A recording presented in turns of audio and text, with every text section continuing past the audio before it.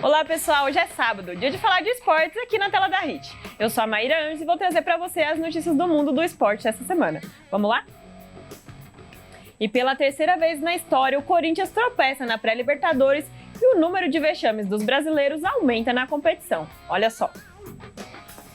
O Corinthians venceu o Barcelona de Guayaquil por 2-0, mas não conseguiu evitar a eliminação precoce na Libertadores após ter perdido por 3-0 o jogo de ida. O Timão foi mais uma vez vítima da fase prévia do torneio, uma fase que vem se tornando uma pedra no sapato dos times brasileiros. Com a queda do Alvinegro, subiu para 8 o número de eliminações brasileiras consecutivas na pré-Libertadores. Desde 2018, quando a Chapecoense foi eliminada pelo Nacional do Uruguai, um brasileiro cai durante as fases prévias do torneio e não chega à fase de grupos. O Corinthians é o recordista com 3 eliminações precoces. Em 4 ocasiões, os times brasileiros foram eliminados na segunda fase da pré. Em 2011, o Corinthians foi eliminado para o Tolima. Em 2018, a Chapecoense foi eliminada para o Nacional. Em 2019, o São Paulo foi eliminado para o Tajeres. E em 2020, o Corinthians foi eliminado pelo Guarani do Paraguai. De 2021 para frente, os brasileiros caíram na terceira fase da competição,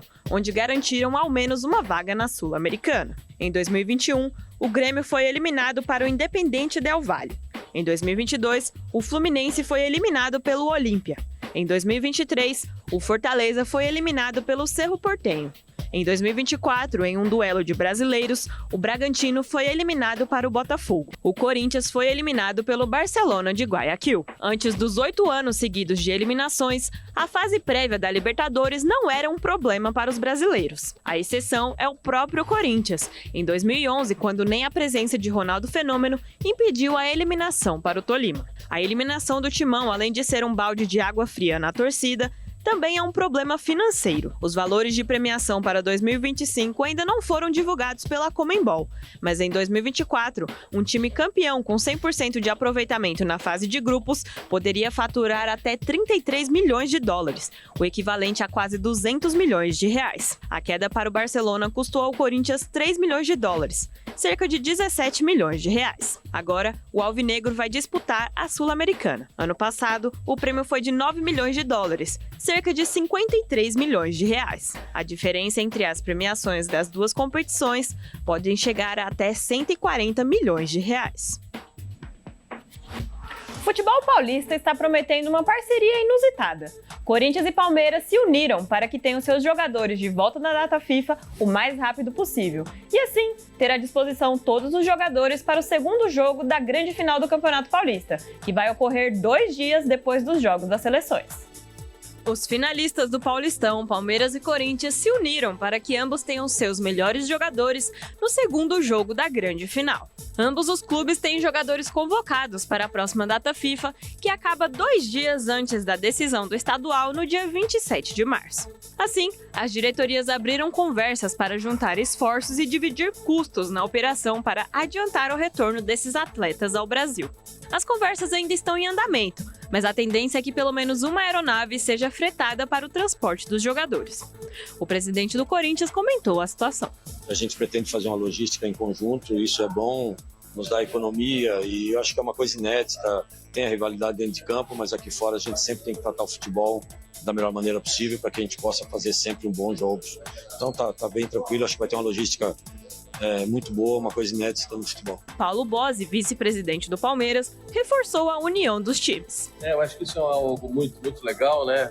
Tanto Palmeiras como Corinthians fazendo algo conjuntamente, acho que é muito legal e a gente estuda esse retorno. Nós temos um jogo de Colômbia e Paraguai, que a gente tem jogador do Corinthians, tem jogador do Palmeiras, e a gente pensa em fazer um enfrentamento único para fazer os jogadores juntos. Acho que isso mostra futebol junto, né? Todos os times pensando junto em prol do futebol é algo que sempre ajuda e agrega bastante. O primeiro jogo entre Palmeiras e Corinthians vai ser neste domingo no Allianz Parque às 18h30. E o jogo da volta na Neoquímica Arena, dia 27 de março, na quinta-feira, às 21h35. E nesse fim de semana tem bastante jogo decisivo. O sábado já começa com a decisão do Campeonato Mineiro. América e Galo vão definir o campeão de Minas às 16h30. Lembrando que o Galo já está praticamente com uma mão na taça depois da vitória no primeiro jogo por 4-0. No mesmo horário, Fortaleza e Ceará entram em campo, abrindo a primeira final do Campeonato Cearense. O jogo vai acontecer na Arena Castelão, casa do Fortaleza. Fechando o sábado pela Supercopa Feminina, um clássico paulista vai mexer com a cidade. São Paulo e Corinthians. O jogo vai acontecer no Morumbi e é final única, então quem ganhar vai ser a grande campeã do torneio. Já no domingo, Flamengo e Fluminense vão definir o campeão carioca a partir das 16 horas. O Mengão venceu o primeiro jogo por 2-1 e joga por um empate para ser campeão estadual pelo segundo ano seguido. Também às 16 horas, Internacional e Grêmio se enfrentam no Beira-Rio para definir o campeão. No primeiro jogo, o Inter venceu por 2-0 e está muito perto de ser campeão gaúcho depois de longos 8 anos. No Campeonato Baiano, a decisão vai ser entre Bahia e Vitória, a partir das 18 horas na Arena Fonte Nova. Esse vai ser o primeiro jogo da final baiana.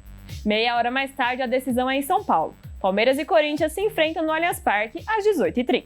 E agora vamos mudar de continente e falar sobre uma polêmica que aconteceu na Champions League na cobrança de pênalti de Julian Álvares no jogo entre Real Madrid e Atlético de Madrid. A UEFA, que é a Federação de Futebol da Europa, está cogitando até mudar uma regra. Uma polêmica tomou conta do Clássico de Madrid nas quartas de finais da UEFA Champions League, o maior torneio de clubes do mundo. Atlético de Madrid e Real Madrid empataram nos 180 minutos e a classificação foi decidida nas penalidades. Na segunda cobrança do Atlético, o argentino Julian Álvares converteu um pênalti, mas deu uma leve escorregada, um lance normal para quem vê a olho nu. Mas no VAR, foi possível perceber que o pé esquerdo do argentino tocou levemente na bola antes de chutar com o pé direito. Assim, o pênalti foi anulado e o Real Madrid passou de fase. O Atlético de Madrid entrou em contato com a UEFA, que disse que a decisão foi correta ao anular o gol, mas a entidade do futebol europeu vai discutir para revisar a regra, para que lances sem intenção como o do Álvares tenham outra interpretação. E na Inglaterra, o Manchester United tem planos de fazer um novo estádio. O plano do time inglês integra um projeto ainda maior de renovação urbana e desenvolvimento econômico para a cidade de Manchester, além de prometer uma capacidade para mais de 100 mil torcedores. Com um investimento colossal, o Manchester United planeja não apenas um novo estádio, mas uma verdadeira revolução urbana em Old Trafford. O projeto inclui 92 mil novos empregos, 17 mil novas casas e a construção de um distrito sustentável e moderno, que trará um impacto significativo para a região de Manchester.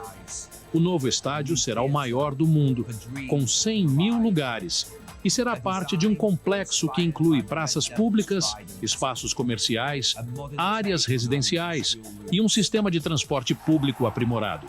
O novo estádio será coberto por um guarda-chuva gigante que coletará a água da chuva e ajudará na sustentabilidade do complexo. O plano é que o novo estádio seja construído em um prazo de 5 anos, com a primeira fase começando assim que o governo der início ao programa de regeneração da área. Os próximos anos serão cruciais para definir o futuro do Manchester United e de Old Trafford. O projeto está em seus estágios iniciais, mas promete colocar Manchester como o centro do futebol global e da inovação urbana. E você, o que acha dessa transformação? Será que o novo estádio conseguirá preservar a alma do Manchester United ou estará apenas focado no lucro e no tamanho?